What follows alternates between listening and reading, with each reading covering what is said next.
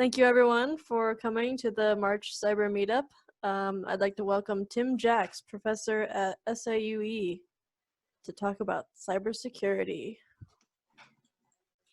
Okay, let me just kind of arrange my screens here. You know what it's like.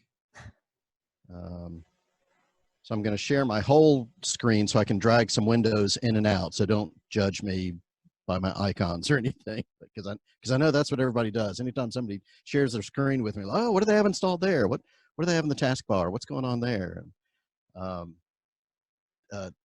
Yeah, so thank you, Elizabeth, for inviting me to this session. I appreciate this. I have a very straightforward agenda. I just wanted to talk to you guys a little bit about what we're doing with cybersecurity at SIUE, and then introduce you to an organization called GHECC if you're not familiar with them. And those are my two main topics. And then we can discuss, drugs or whatever else, wherever the conversation leads. I feel like I should explain in this, my main slide here, this photo of me was kind of a joke photo that the campus photographer did. There was going to be this huge, when we launched our cybersecurity specialization, there was going to be this huge photo spread in our alumni magazine with me on the cover, and he wanted something kind of, cyber for the cover. And so he's displaying these ones and zeros on my face, and he thought it was very artistic. And the administration said, no, he looks like that character from Marvel, Cyborg. And they did a hard pass on me on the cover of the magazine, but this would have been the cover of the magazine. So there you go. Yeah, my name is Tim Jacks. I'm at SIUE. I've been there since 2012 when I moved up here. And so moving here was my first exposure to the Midwest, because I grew up in the South, in and around North Carolina. So if my southernness kind of kicks into high gear when I get excited, you'll just have to excuse me. Just a bit about me and my background. I'm 53 years old, so I graduated from Davidson College in North Carolina back in 1990 as a philosophy major, if you can believe that. Classic for people that don't know what they want to do with their lives. But in that time period of the early 90s is right when, in late 80s when I was in school, PCs were first coming out, and I had a work study program with the philosophy department that ended up being tech support before we even called it tech support. And that gave me enough kind of hands-on computer experience to kind of launch my career. I worked at Corning for 10 years in PC support, and then as a network engineer, kind of flying around the world doing network installations. I became a huge Cisco advocate, I would say, and then crossed over into the dark side into management. When I did that, they had employee tuition reimbursement, and they paid for me to get an MBA at Lenore-Ryan University up here, which I did. This is actually back when they were Lenore-Ryan College, and then they got all uppity and changed to Lenore-Ryan University. It's all marketing.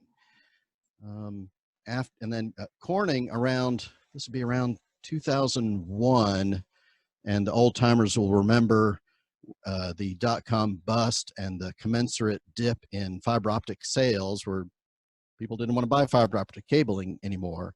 And Corning paid me a lot of money to stop working there, which was crazy. But I went out and bought a truck and started doing consulting work. I mean, my phone started ringing as soon as people knew that I was available. So I was incredibly lucky. So that's why I tell students, getting fired sometimes can be the best thing that ever happens to you. Some of you may have been through something similar. I worked at a very small company called Piedmont Health Alliance. I did consulting for them, and then they asked me to be their system administrator. And then a year, which I thought was just going to be a super easy role. And then a year into it, the CIO walks in to my office and says, I have a vision for healthcare in a 4-county area. I was like, oh Lord, I don't like where this is going. And so we developed a cloud of electronic health records for 3 hospitals and 30 doctors in the area, kind of before it was even fashionable to do. I left there over some ethical concerns, honestly, that I had, because they were having me roll out changes to the medication database without any testing, just rolling it in production without even, looking at it. And I felt like somebody was going to die at some point, either getting the wrong dosage, and I didn't think I'd be able to live with myself.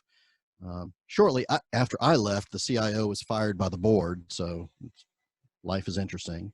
I left there and went to Lowe's Home Improvement. I was there for 3 years, leading their IT hardware infrastructure department. So all 1,700 stores across the US, Canada, Mexico. I wasn't myself doing hardware support. It was really more into vendor management at that point, because we outsourced everything to NCR for feet on the street to fix the servers and networks in each Lowe's store. It was also much more of a financial management position, because I had a $76 million budget to spend, which I'm proud to say I managed within a 1% variance. So I tell my students that's given me a lot of experience from the tech side and the business side. And somewhere in here, Lenore Ryan College asked me to come back and teach some classes for them, and I fell in love with it. And the rest is history. And at some point, you get to a point in your life around 40 when you just want to do what it is that you want to do on this earth. And I had to make a lot of lifestyle changes to go back to school full time, to go after a PhD at University of North Carolina at Greensboro, where I got a PhD in information systems and finished that in 2012. So that was literally going back to living in an apartment, eating ramen noodles over a sink, having no money. I didn't cash out my retirement plan, but I heavily dipped into my retirement plan to make that work. But I have never looked back.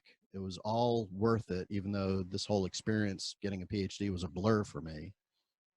And by the way, getting a PhD in information systems doesn't mean I know more about information systems. It just means I know more about how to do research and more about statistics than anything else. But all that led to, right when I was graduating, there's a job posting for a university I'd never heard of called Southern Illinois University, Edwardsville. And they were looking for a new faculty that had teaching experience, check, research experience with publications, check, with industry experience, check, in networking and security, check. And I came to campus and fell in love with the place, with the faculty, with the students, and I've been very happy there since 2012. I dragged my wife with me, and which she reminds me of about every week or so.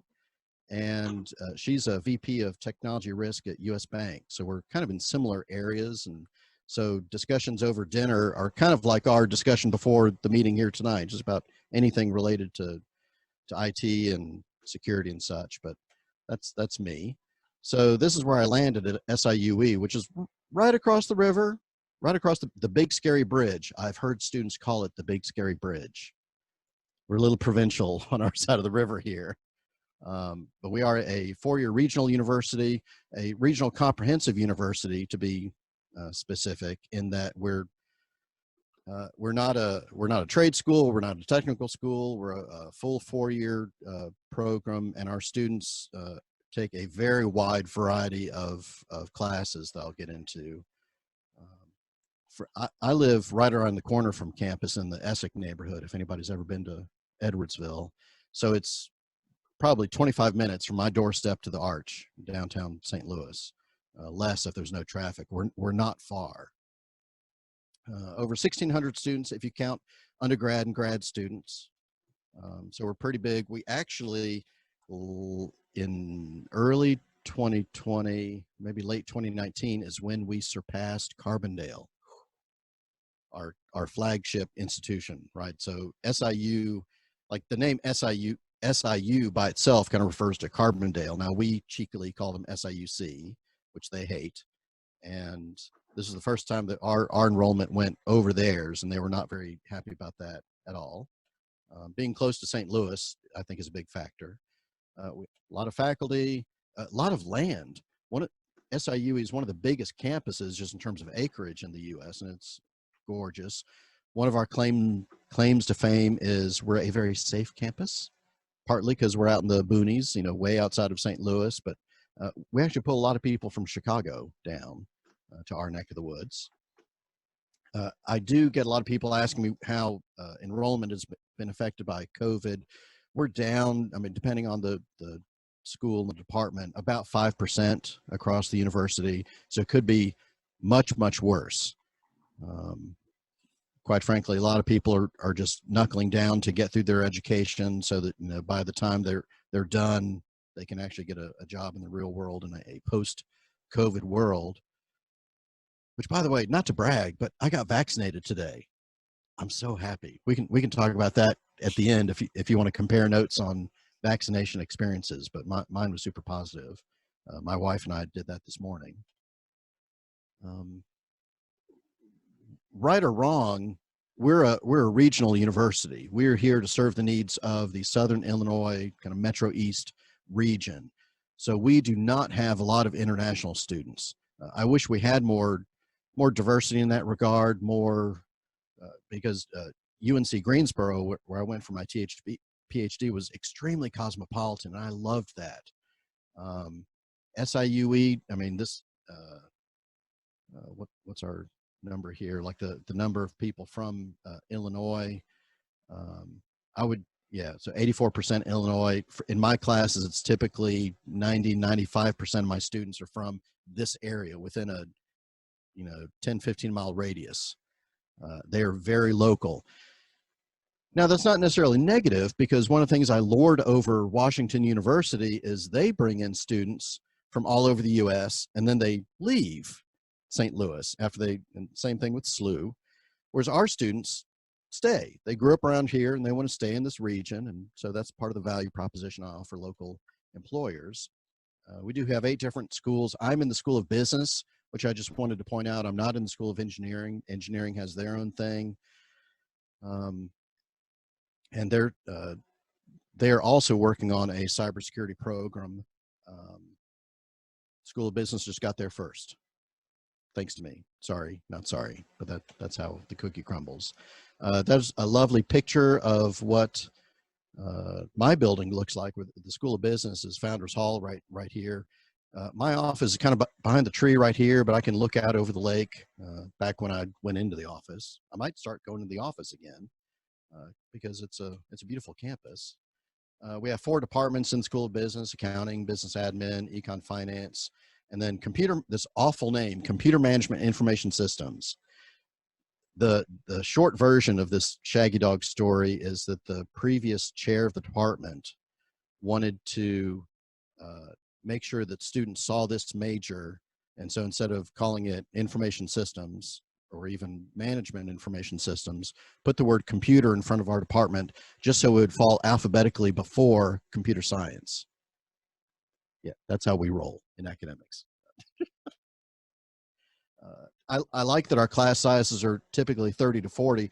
The reason they're kind of on the small side is, again, pre-COVID, we use computer classrooms for all of our CMIS classes, and they're 40 PCs in a typical classroom. So I like having kind of that cap. So fast forward to end of 2020, we had a big splash of promotion and advertisement. We got a lot of airplay on our new cybersecurity specialization. Again, Howard, the campus photographer, came out and took a picture of me in our new cybersecurity classroom. The Alton Telegraph picked us up. You're not big until the Alton Telegraph picks you up, right? I was interviewed on Alton Radio for like 10 seconds. That was my claim to fame. But we did get some good airplay. So our cybersecurity specialization, to kind of dive into the meat of the show here.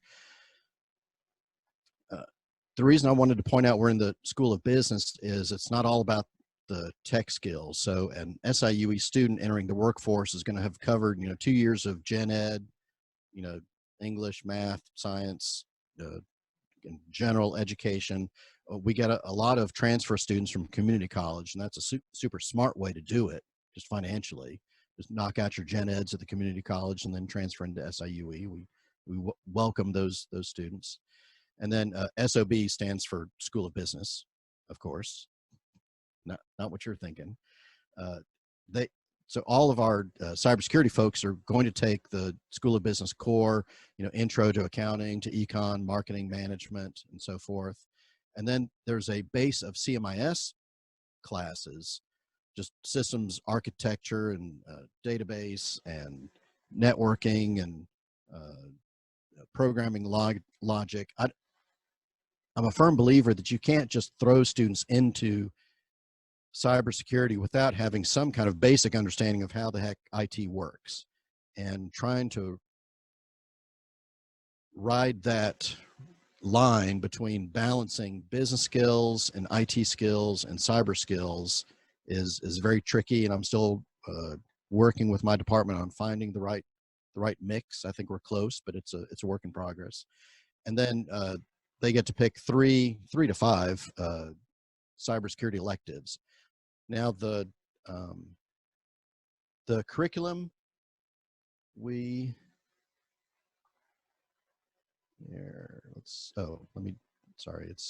got an Acrobat here. The curriculum we use is something based on ACM, which is the oldest professional IT professional organization, IEEE, AIS, which is very in-depth. We're not going to step through all of this, but I did want to kind of put it out there if anybody let me see if I can get to a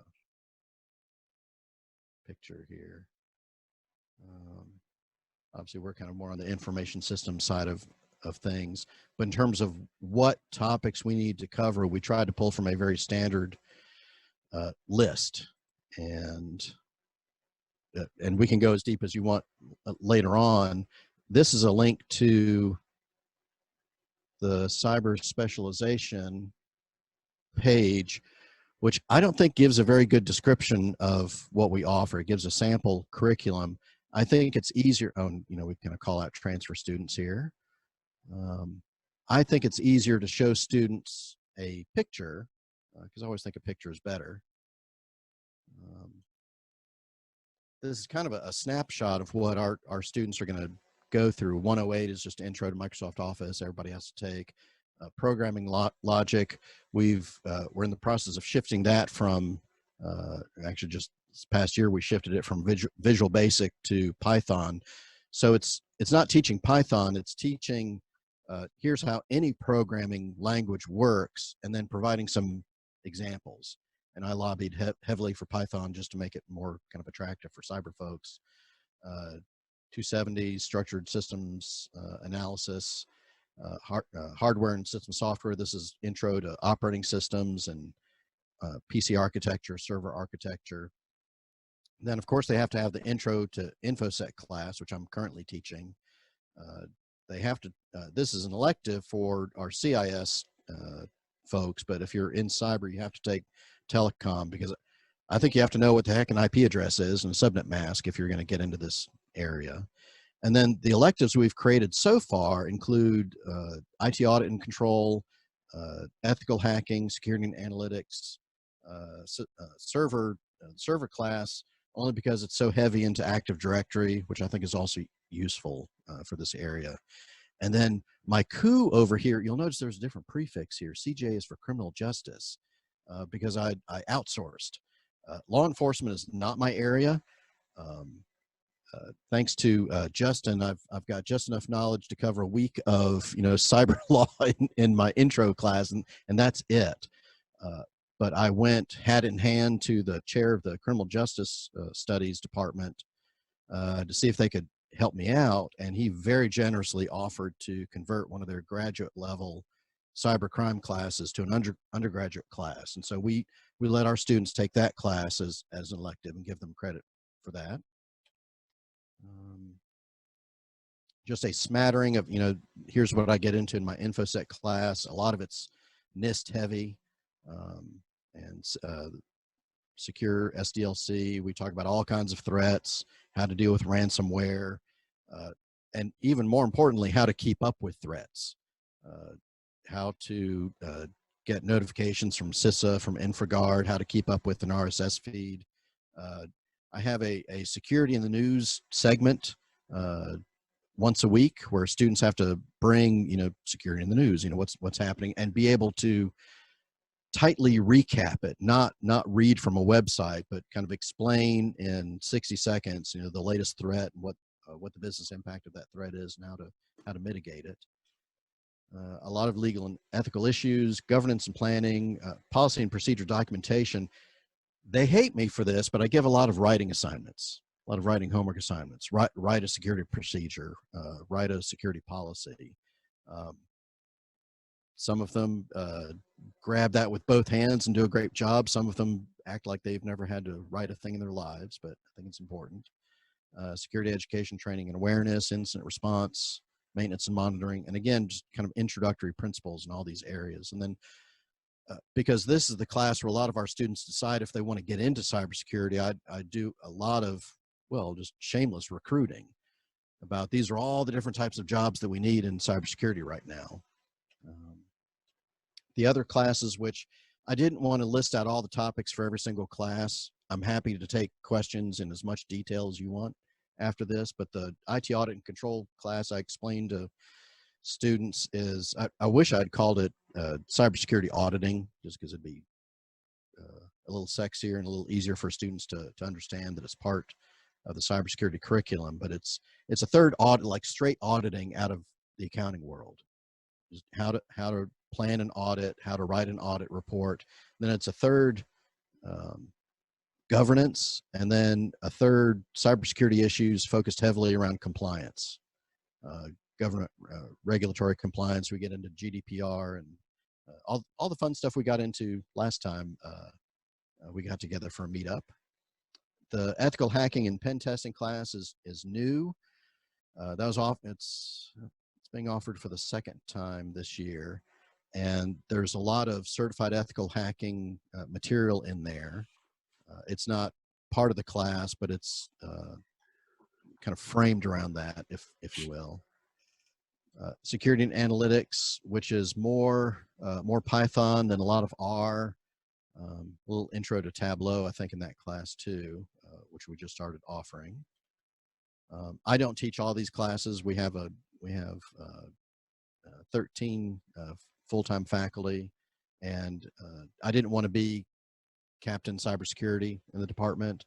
In fact, I got to a point where I'd outsourced all the classes, not leaving one for myself to teach, which super awkward moment for me. The cybercrime class I talked about, but I did think early on that it was important to include some CompTIA certification stuff. Again, just baby stuff, but my InfoSec class does prepare people to sit for Security Plus if they want to do that at the end of the semester. Ethical hacking kind of preps them for CEH. The telecom class preps them for Network Plus. The server admin class preps them with a little more work for Linux Plus, and so forth. So we're trying to bake that in everywhere we can, because I feel comfortable sharing this with you fine folk, that I think there's a wonderful place for two-year community colleges to get people up to speed very quickly. But I see no reason why, because a lot of the community colleges in the area do a great job with hands-on, giving students hands-on experience. I don't see why people in a four-year program can't have both, the hands-on and the higher level education, the management orientation, that's going to carry them through their entire career. But I'm a little biased. So what are we doing next at SIUE? Well, I got funding to hire new faculty. Her name is Cassie Collier, and ironically, she happens to live in St. Charles, Missouri. We cast a wide net, not just across the U.S., but around the world for a new faculty, and she was a good fit for us. She'll start in the fall, and so I'm leaving it up to her to kind of drive what electives we create next. But I will ask you guys for suggestions on any holes you think we have in our program at this point. I'm becoming more and more intrigued with law enforcement because they're very cool. I have no background in this, but the people that I've been introduced to are super wonderful to work with, and they want to work with academics. So the people I've met at the FBI, the people on the SIUE police force, for crying out loud. We've got a guy who, we've got a liaison with Secret Service, a liaison with the FBI at SIUE. It's crazy. So people that get called in to consult across the state, kind of opened my eyes. I've got Marshall on here because we have an electronic sniffing dog now in the SIUE department. Now, that's not an electronic dog. That's a dog that can sniff out electronics. I was confused at first myself, but his name is Marshall. He's a German Shepherd mix, and he's very cute. And I've got Mark on here because the sergeant on campus came to my class and kind of passed around his vest and tactical gear, not the gun, obviously, but to talk to my students about what a career in law enforcement was like. And he had the best quote, that every crime involves technology. Every crime involves technology. And so the first thing they're looking for, electronics, when they, raid somebody's home looking for evidence. Lisa Johnson is the lieutenant there, super easy to work with. Paige, I'll show you a picture of Paige, one of my students that I'm just so proud of. She's our first intern with the police force from the CMIS department, because historically, the police just pulled in interns from criminal justice, but they're discovering more and more they need IT people, which is amazing.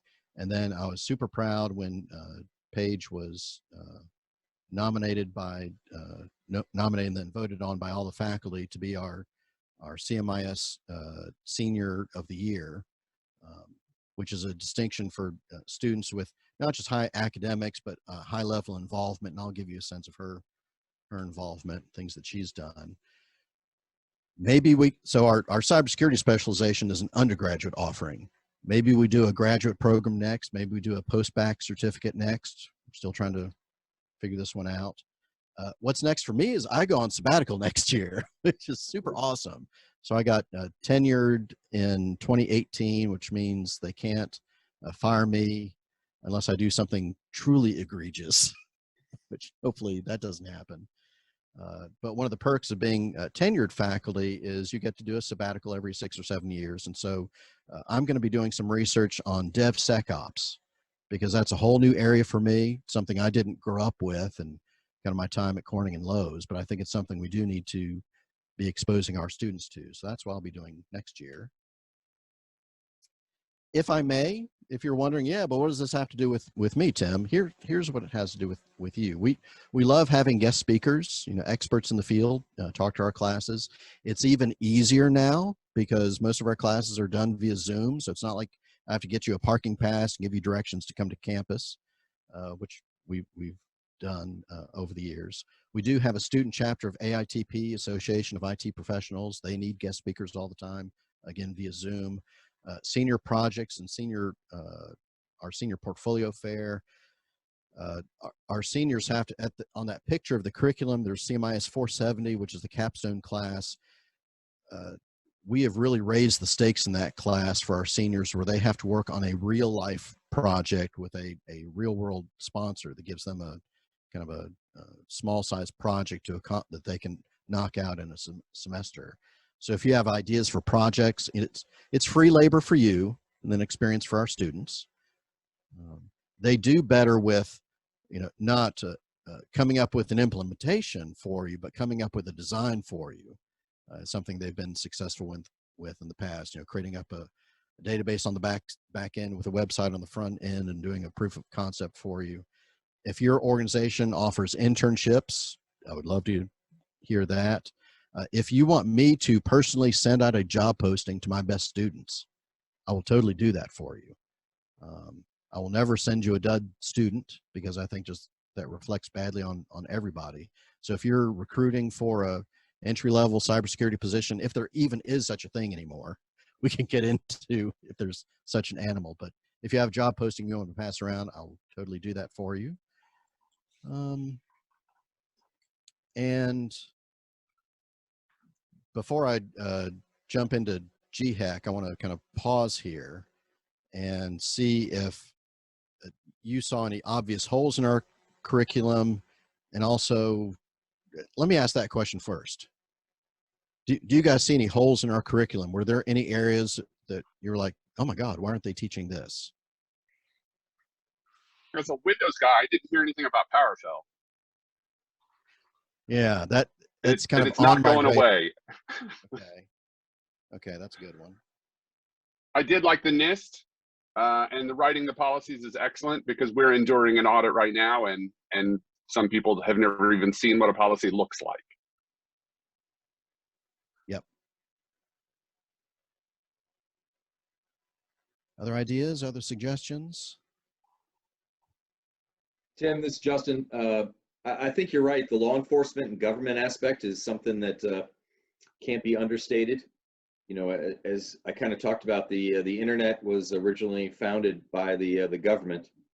So I think that any discussion of the internet has to include, you know, the government's involvement in the internet, and I think also the international aspect of it. Because the United States is becoming less and less a player in the world as other economies develop, and different countries have a different approach to you know, cybersecurity.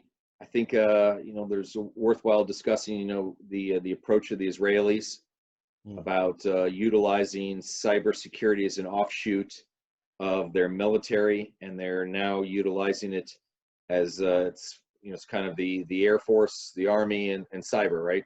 And the Navy, I guess, to some extent.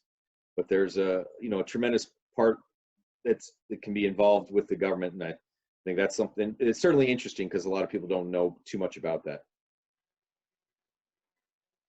And I'll be happy to come and talk about it whenever you want. Awesome, awesome. I'll hold you to it. And I see in the chat, DevSecOps and cloud security and container security. I just taught a new class at the graduate level last year on cloud computing with a good bit of cloud security and a little smattering of containerization in that class. We don't have anything at the undergraduate level, but that's probably next. I think that's a good area to get into. Well, as someone who is in the industry that is always hunting for new people and trying to develop talent, one of the things, and this might be a larger question than we can address today, it might be something that we can talk about further, but how do we get people with a specified industry talent involved in cybersecurity, and how do we develop those people? Because doing it from the you know, high school graduate and bringing those kids in, teaching them, you know, the basics, we give them math, we give them English, we give them B school stuff, and then we teach them cyber stuff. But how do we engage people with specific industry experience? How do you bring in those people who are transferring with all of the basics already in place, and how do we bring them into that cybersecurity realm? Yep. And that's what we're wrestling with, because we get a lot of traditional students, we get a lot of non-traditional students with a lot of varied background. Well, and I think from my experience, and to be honest, my background in the IT industry is as broad as you can possibly imagine. Okay. I've been paid to do everything except program, and I hate programming. So, stout fellow, my brother. I just can't get my mind around it, but yeah. I've done a little bit, but that's not my focus. But at the end of the day, how do we bring those people in that if you know, for instance, education, if you understand the concerns of a secondary school or a school district or a university, how do we bring those people in? Because at the end of the day, I can teach someone to be a cyber guy. I do that as part of my job. Sometimes I mentor kids who are like operational technology, IoT people. I bring them in and say, okay, you understand the engineering side of this. Let me teach you the cybersecurity side. We can teach anybody how to be a cybersecurity person. What we need is specific industry experience to match that, because if you can understand and you can honestly, I've seen real estate people pass their CISP. It's a memorization test. Mhm. It's not a security specific thing. So how do we bridge that gap between the industry type issues that are very specific and very real to cybersecurity, and how do we get those people engaged at the educational level to bring them into the real world? Yeah, I don't have, if you're looking for answers, I don't know if I'm your guy, but I think it starts with kind of this ongoing dialogue between Oh, industry and academic absolutely. people. I've been wrestling with this question for years. I mean, I did my cybersecurity degree online, so I've been in that side of the house, Mhm. and this is something that I don't have an easy answer for, but I know that as many jobs as are open in the cybersecurity industry, and as many are is going to be open in the next 10 years, we need to find out an answer, a way to do this. Yeah, I agree. Bill, this is Go Jeff. ahead. Yeah. I was just gonna add to your comment. It's interesting just coming from my perspective because I've been in other worlds and actually am on here just trying to get more information about, transitioning into cyber. But I will tell you that even with a lot of background in IT and a lot of operational knowledge and that, it's an interesting world because it's so broad and it's so wide that it's exactly what you said, is how do you how do you funnel that down, because you've got folks. It almost appears as though when you look out there that you see entry level positions and you see absolutely the unicorn positions that are looking for somebody for 15 years of experience for something that's been around for 10, and you see very Thank you. little you see very little in between. So Right. I love Bill's thought of trying to figure out how you can bridge those two worlds, because it's interesting looking at it from this end as well. Well, Yeah, there's and I can't tell you how many times I've seen entry level positions that require a CISP. Are you kidding me? Right. right. And that's the mentality that as a business, as an industry, we're trying to deal with, and we haven't found a good answer internally. So I struggle with this all the time. And I'll be the first to admit that there's a school of thought that that degrees like this, undergraduate degrees in cybersecurity, are completely inappropriate because you can't, even an entry-level cybersecurity job requires a lot of basic IT experience, and that we should rather just be putting out the best well-rounded people into the IT field that we can and let them grow into cybersecurity out of sysadmin, out of database support, out of kind of networking, whatever area they get into.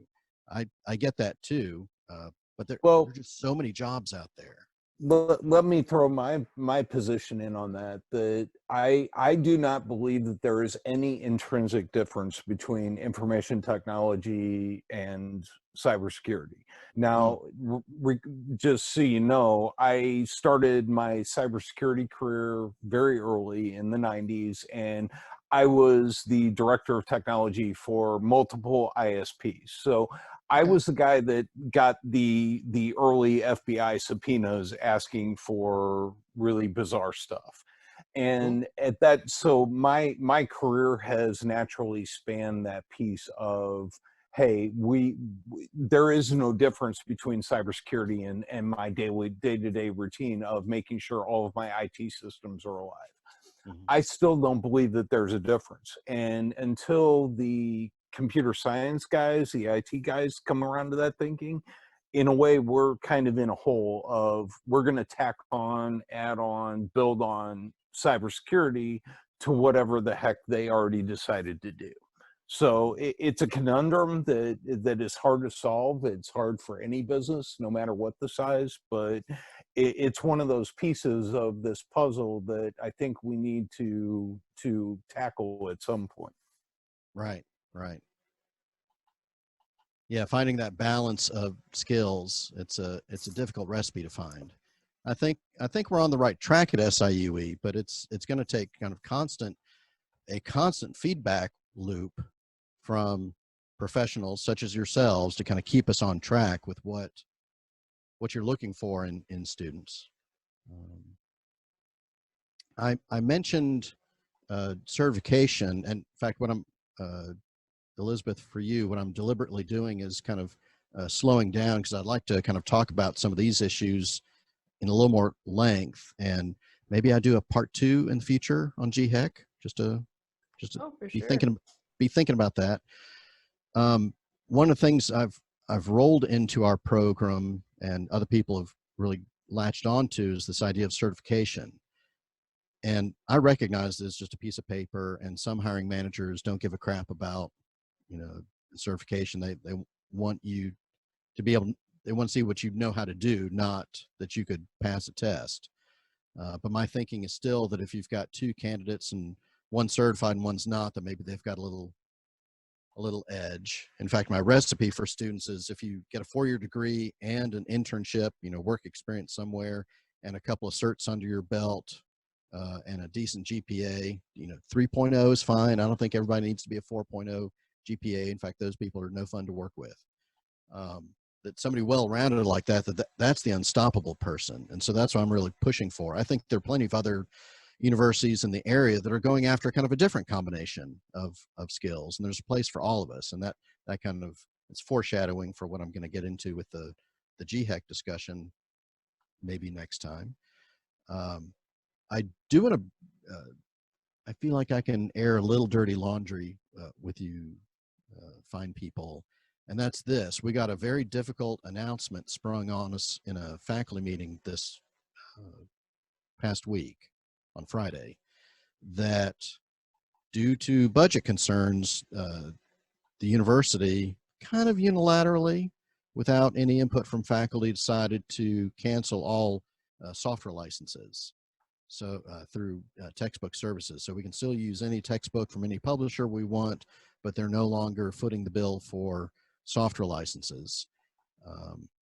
And I certainly understand not having the money to do so. I don't understand this being a sudden emergency where we have to make such a drastic change. This affects what we're talking about specifically, in that come the fall, I can no longer use the software that I've been using for Security Plus cert prep material.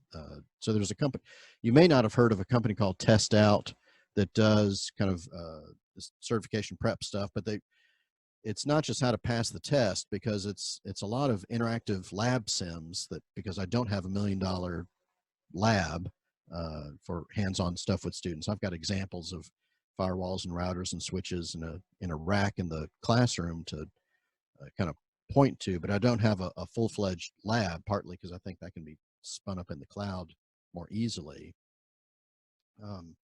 But back to certification, these test out licenses that are like $129 per student are really what kind of give them an edge to quickly, just ridiculously easily rip through a Security Plus cert. I have yet to anecdotally hear of a student who did not pass if they attempted the cert. So losing that, I think we're going to take a hit. It's very hard for me to sell a program that's not going to kind of put money into the software we need to kind of give students the best experience we can. And I'm not trying to come off as negative, and this is a very recent change on campus, partly just to kind of crowdsource the idea. One is I can be pissy, right, and say, fine, I'm just going to remove all the Security Plus stuff from my class, and I'll just go back to teaching it the same way I did 8 years ago. I don't like the idea of going backwards. I want to go forwards. What we would need, I mean, for all of our classes that use Test Out, it'd be about $40K. $40,000 is what we're talking about. I guess I'm going to start looking at grants and kind of alternate forms of funding, because, hey, we're a school of business. We should be able to figure out some creative funding opportunities. I'm not opposed to going to the chancellor with the I don't know, Edward Jones Centene Worldwide Technology, whatever, sponsored degree in cybersecurity. there are a lot of ways to creatively fund things, but that is something we wrestle with. And certainly if any of you have any, like a favorite free website that does capture the flag, hack this computer, or any kind of free configuration labs online, I would eagerly love to hear your suggestions. Well, I'll pause let me there. say that my university heavily leveraged Test Out, so I have okay. like 4 of their certifications Awesome. as part Okay. of the cybersecurity program. So I'm very familiar with that. I am awesome. really, and I hate to say this, but I'm unaware of anything that is equivalent. I would say that Test Out, I passed my Sec Plus with no problem, just using the Test Out classes that were required. It was relatively simple. Now, I'd also been in the business for 20 years, so I can't tell you what part of that was, knowledge versus training. But,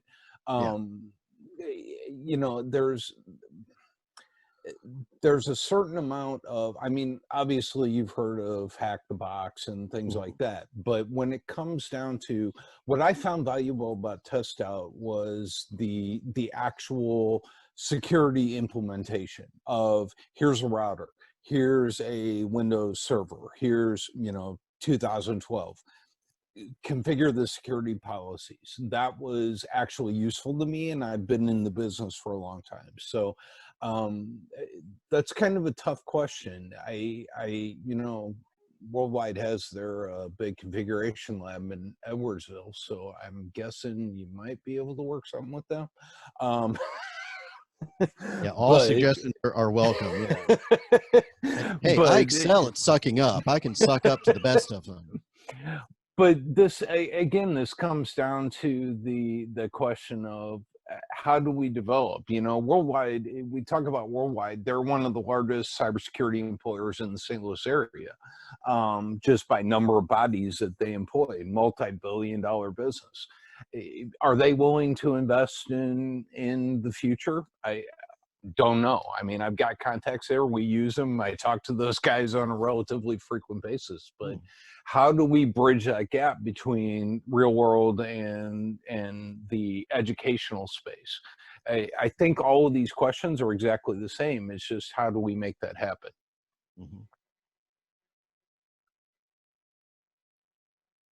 I'm relieved that you had a positive experience with Test Out. Their big competitor is UCertify, and I actually had my students do a shootout years ago between the two. That was their final project, just to compare UCertify and Test Out, and Test Out won hands down.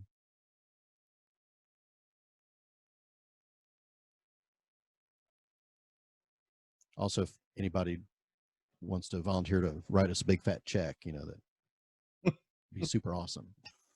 Yeah, unfortunately, my organization has a huge relationship with Champaign-Urbana and Carbondale. So, gotcha. We're already embedded in our educational center up in Champaign. So nice. No, that's great. That's great.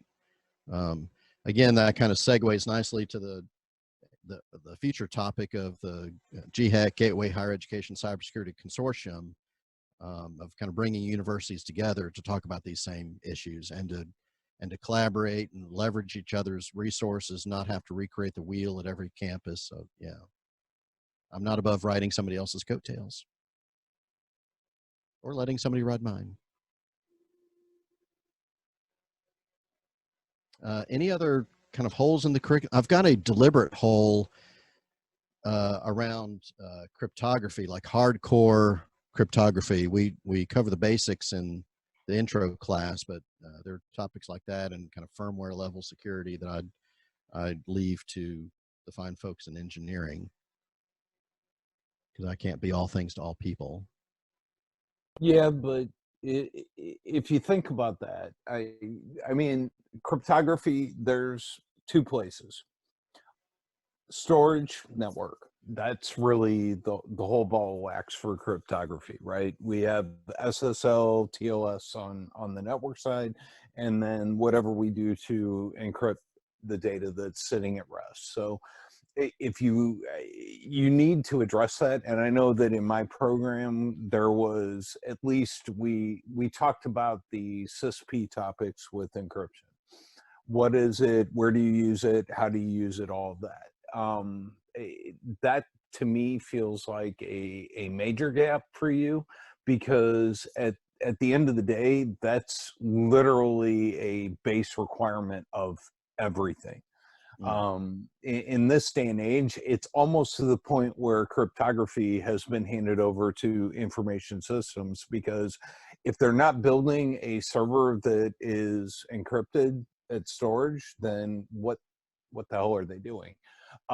If you're not doing TLS in a network handoff, what are you doing?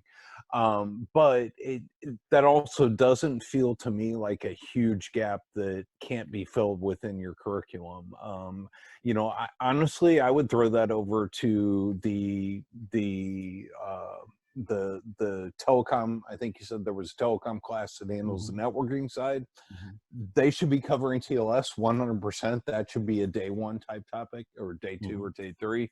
And then information, the server systems, if they're not covering cryptography, file system encryption, then they're doing themselves a disservice, because there's no hardening that you're going to see from CIS or anybody else that isn't going to say encrypt your file system, encrypt your network communications. That's just 101 type stuff in this day and age.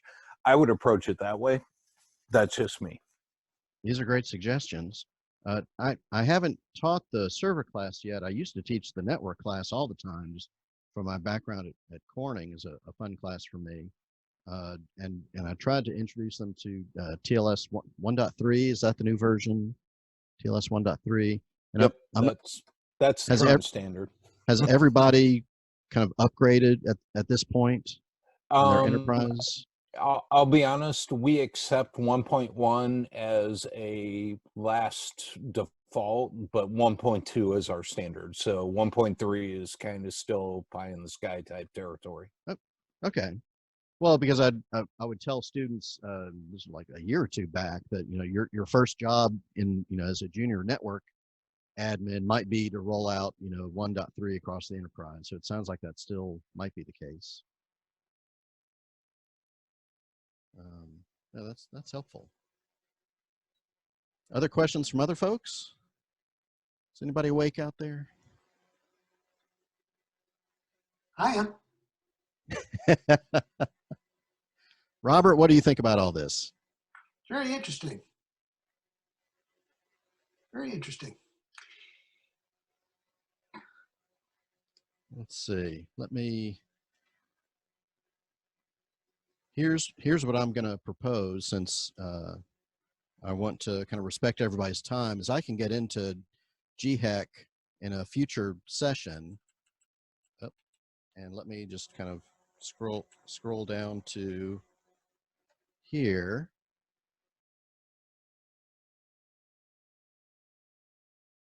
And my wife and I have an ongoing competition.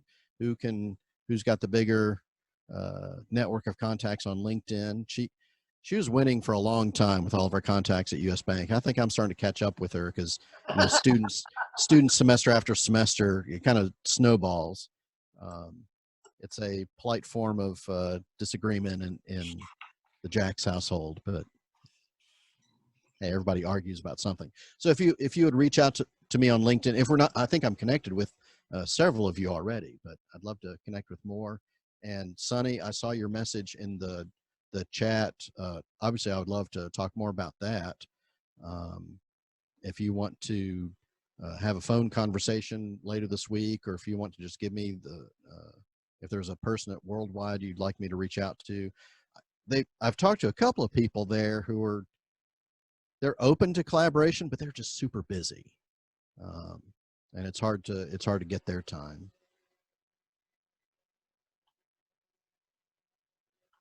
Other questions? Cool. I didn't Tim, mean. apologies.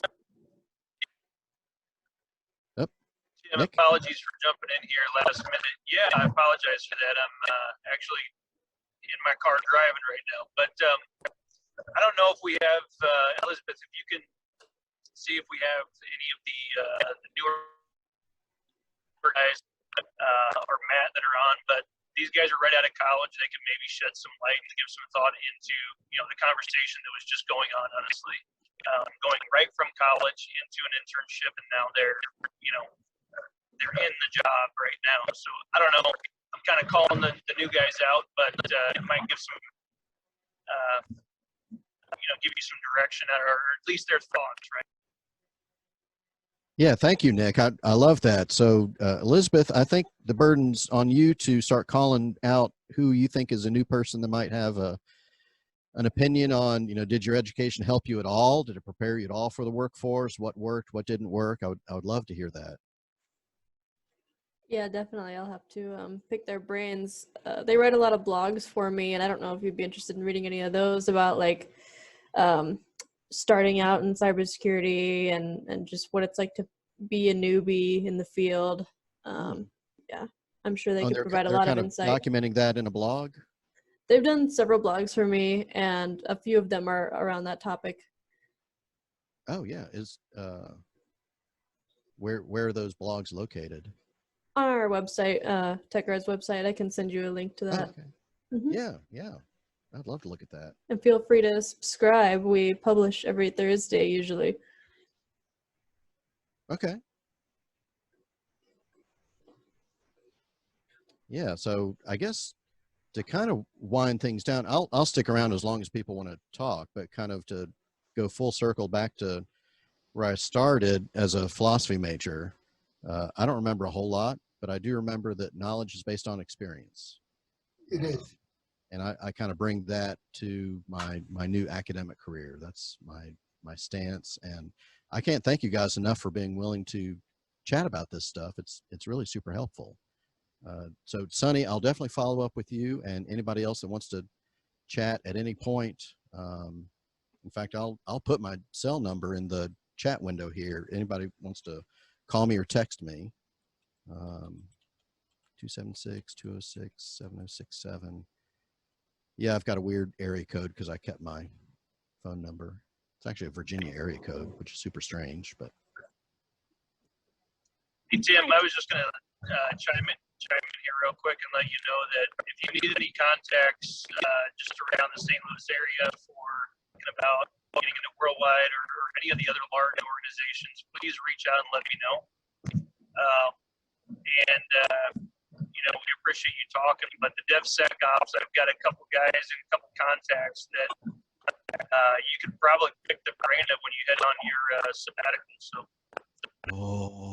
Oh, heart palpitations. Thank you, Nick. Yeah. Yeah, I would love to build in really some interviews. Yeah. Yeah, that would help. That would help a lot. So Elizabeth, Shannon, do you have a question? Yeah, so this is Shannon from TechGuard, and I'm also an SIUE alumni. So I too had a CMIS degree, and it was nice to see how much the curriculum has changed. I mean, that was 16 years ago, so obviously it's changed some. But I did an internship as well through SIUE, and that's how I got my first job. And the one thing I specifically really liked about the CMIS program is the management and the business classes that you had to take. So that has been invaluable to me, and especially as an IT security risk auditor today, I like that you have that in your curriculum. But those business classes really help you on the auditing side, just even understanding how the business is going to operate and management operates. So it's really nice to see that in your curriculum. Wow, Shannon, I'm overwhelmed. I was not expecting this much validation tonight. I had on my thick armor in case people are going to pick me apart. That's good too. But a love fest is nice too. So we would love to have you back for a campus visit when things open back up. I'd be happy to give you a tour of SIUE so you can see what's changed. How's that sound? That'd be great.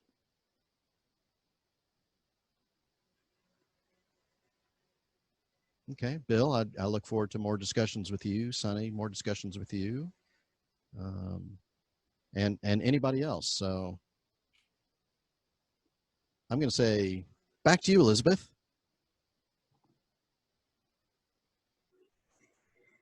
Yeah, thanks again, Tim. That was really awesome, and I'm really glad that you were able to get a lot of good stuff out of it as well.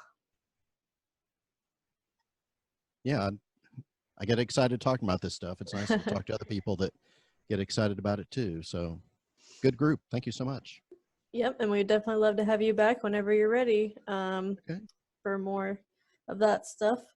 And anything else you need, just let me or Nick just know. I know I don't talk a lot about TechGuard because I try not to be too like self-promoting in this group, but I think we have we cover a lot of areas that might be of interest to you as well. So. Well, let's talk more about that too then. For sure. And so if nobody has anything else, or if you think of something later on, Tim has his contact information, and then I'll be posting this video and the notes tomorrow at some point, probably in the afternoon. And thank you to everyone who joined us. And I will let you have the rest of your evening. So thank you all for joining. All right. Thanks, everybody. Bye, everyone. See you later. Goodbye. Thank you.